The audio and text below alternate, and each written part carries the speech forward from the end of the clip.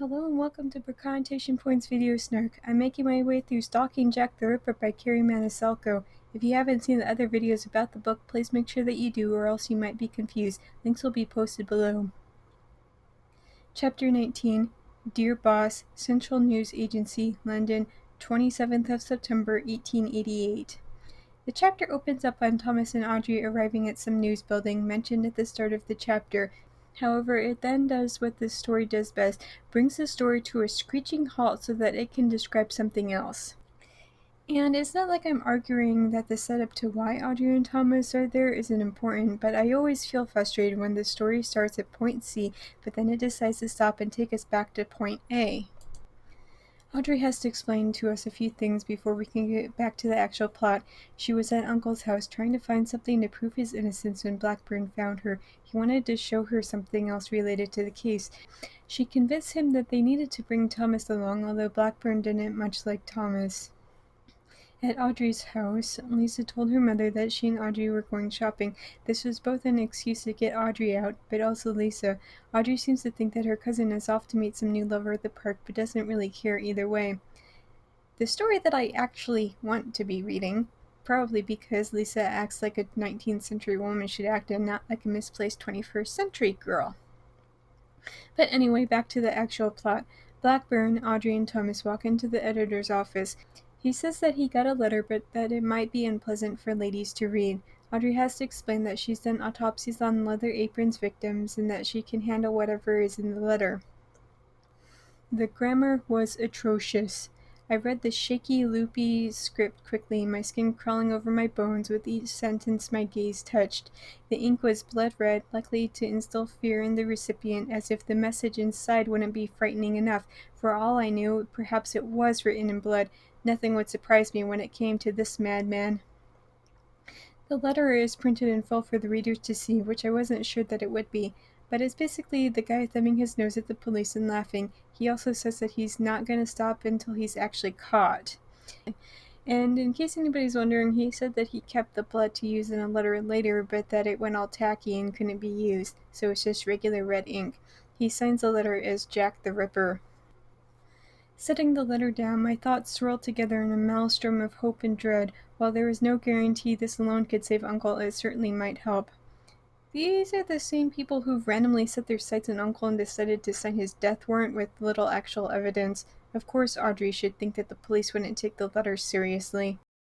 What joke about Leather Apron? I don't recall police saying anything humorous about it unless he knows something we don't. The only jokes I can recall about the police and Leather Apron is that we're going to catch him and this medical examiner is totally Leather Apron. But the book doesn't seem to be that self-aware. But nobody seems to know what Jack the Ripper is talking about, so they move on from that line of thinking. In the letter, Jack asks that the editor hold on to the letter for a few days before he releases it to the public, but Audrey asks why it is that the editor rang for Blackburn. The short of it is that only a truly deranged person would hold on to that without at least letting the police know. He says that he's probably not going to print it, but had to do something.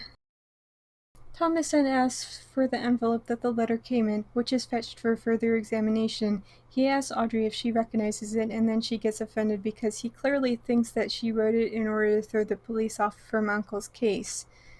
Which, considering what she said at the end of the last chapter, I'm honestly not surprised that he jumped to that conclusion. Thomas then almost makes a fool out of himself in front of everybody. Audrey randomly decides to stop him by acting like some sort of empty-headed bimbo, the kind that she's gone out of her way to trash this entire time. And then she has the audacity to act offended when Thomas plays along with her charade and insults her intelligence. Thomas says a bunch of weird stuff about needing to head home and ushers Audrey out from there as quickly as possible. She then gets offended by that. And I get that Thomas is frustrating to work with, but at the same time, by this point, Audrey should very well know exactly what kind of person that Thomas is. Thomas says that he recognized the perfume on the envelope and letter. Audrey asks how he knows that it was actually Jackson and not some mail carrier or another letter being carried at the same time. He then says that Audrey was wearing the same scent a few days ago, and he cares about Audrey enough that he was tempted to get her a bottle of the same perfume. Audrey is upset about that, not only because she's apparently injured her only friend and that he thinks she's a monster, but also because he would think so lowly of her. And going back to my earlier statement about how Audrey heavily implied that she would like to do something to get her uncle out of jail. They argue about it for a while. Thomas also implies that maybe Amelia or Lisa had something to do with it since they're also affected by Uncle's arrest. Audrey's only counter-argument is that maybe she's been hanging around Thomas so much that the scent rubbed off on his things and maybe he wrote the letter. Which, honey, if that's your only argument, then you've probably already out of options here. Furthermore, it's just so frustrating that Thomas and Audrey are fighting and assuming the worst out of each other simply because reasons. The clock is ticking and they can't even put aside something like this to focus on the actual evidence. The teaser picture into chapter 20 is of Meteor Square. I don't know how to pronounce that. It doesn't matter. However, the picture is dated 1925, which is a good 37 years after when this book is set. That's an awful long amount of time for things to change. Chapter 20, Double Event, Meteor Square, London, 30th of September, 1888. Nope, I haven't magically figured out how to pronounce that in the 2 seconds since I last said it. Deal with it. We open on Audrey standing amongst a crowd of angry bystanders. No idea what they're so angry about because much like chapter 19, we open on something and then immediately backtrack. Audrey's father has come home after a month of being at the whatever they called their other estate in the countryside. I can't possibly stress enough of how much that I don't care about his return, unless he actually is Leather Apron / Jack the Ripper. At this point, who knows? Not to mention, I didn't want him wishing to marry me off if I proved too difficult for him to handle. He'd probably already picked a nice, suitable young man who lived far away from the city streets of London. I hated the idea of being trapped away in some gilded cage in the country, but I couldn't fault my father for trying to protect me. Once again, we need to bring up that she's some strong, independent woman who is completely and utterly out of place with her line of thinking in comparison to the time in which this story is set. She has yet to mention the suffrage meeting, and I've given up hope about the entire thing at this point. After that pointless aside, we finally get back to the crowd. Jack apparently struck again, as he'd promised, and the crowd has whipped themselves up into a frothy frenzy over the idea that the police are next to worthless because not only is an innocent man in jail, but the actual killer has been freed this entire time. Okay, so they didn't mention Uncle, but still. And exactly like Audrey had wanted, there was another murder. 2, actually, so she can rest easy knowing that Uncle won't be killed for this. Although, watch, they'll still somehow blame him for all of this anyway. Blackburn finds her among the crowd and asks that, since Uncle cannot be there to look at the bodies, that Audrey be the one to do it. Audrey naturally agrees and follows Blackburn over to the 2 covered bodies. When they get to the officer who's preventing people from actually getting up to the bodies, he stops them because he has orders not to let anybody near, except that the person who issued that order was Blackburn, and then the officer sniffles at the thought of Audrey doing anything except birthing babies and cooking. As Audrey approaches the first body, she finds herself oddly fascinated. However, as she lifts the sheet up, she suddenly finds that even she apparently has a limit on the horror that she can witness, but she stamps her emotions down and examines the body.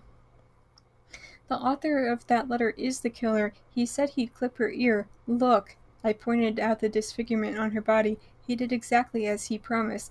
The next job I do, I shall clip the lady's ear off and send to the police officers just for jolly, wouldn't you? This, however, isn't exactly such a huge lead, since they still don't know who could have sent that letter. Audrey eventually suggests that the paper should run a copy of the letter and see if anybody recognizes the handwriting, which Blackburn agrees is probably a good idea. She then explains to Blackburn how the lady was killed. However, Blackburn just looks disturbed over the entire thing, which makes Audrey believe that she must seem like a monster in his eyes. However, I don't really see how the 2 are connected. Audrey is simply reading the story that the killer left behind. His method of killing could very well be a clue itself. Audrey then has to comfort Blackburn, who insists that his sun and green coloration is simply due to eating something bad. Audrey asks about her uncle, and Blackburn says that he'll probably be out by that night.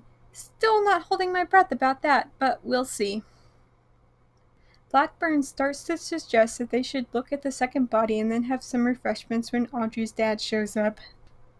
Lord Edmund Wadsworth was a sight 1,000 times more frightening than the body lying at my feet. His expression held more warning than a knife placed against my jugular. When I agreed to let you court my daughter, I'd no idea you'd think it a proper thing involving her in such vile and masculine matters. I need someone reigning her will and protecting her, not feeding her dangerous curiosity. Hold up. What the Mr. Wadsworth has been making deals with Blackburn to date Audrey, and literally nobody bothered to tell her about any of this up until this exact second. And then something clicks inside of Audrey's mind about Blackburn's behavior. Basically everything that Thomas had been saying about why Audrey shouldn't trust him, but for reasons that neither of them could have possibly imagined, because it makes it seem like Blackburn was only trying to help Audrey, and Uncle by extension, basically, if you'll allow me to be blunt, in order to get into Audrey's pants. However, despite Audrey's anger and irritation over the entire thing, when her father gestures for her to come, she stops what she's doing and runs to his side, and Nathaniel is randomly there as well, which makes Audrey think that their family is so rich that things like police barricades don't matter. Father then marches Audrey off from the scene and promises to punish her for this behavior later. And, okay, so I need to get this off my chest. And please remember when I'm saying this that this story takes place in the late 19th century. There was still very much a class division. I don't think that Audrey's father would have arranged for any sort of courtship between a police officer, even a high-ranking one, and his daughter. The Wadsworth come from money, and I'm pretty sure that it said that they have title too, right? Times might be changing a lot, but do you want to know what class of people went kicking and screaming into modern times? I'll give you 3 guesses, and the first 2 don't count. So there's probably something way more going on here in order for Wadsworth to actually consider Blackburn as a viable candidate for Audrey's hand in marriage. My guess is that it has something to do with those newspaper clippings in the father's office. Something that would make him consider getting into metaphorical bed with a police officer. Thanks for listening to my book Snark on YouTube. If you're enjoying this, please hit that subscribe button. I post a new Snark video every Monday, but if you're eager for more Snark, then you can check out my review of The Plan. If you've already seen that, then you can head over to Tumblr for my main book Snarks. And if all of that is somehow still not enough for you, then you can become a patron supporter for just $1 a month and read a bunch of bonus Snarks that isn't up anywhere else. See you next week, guys!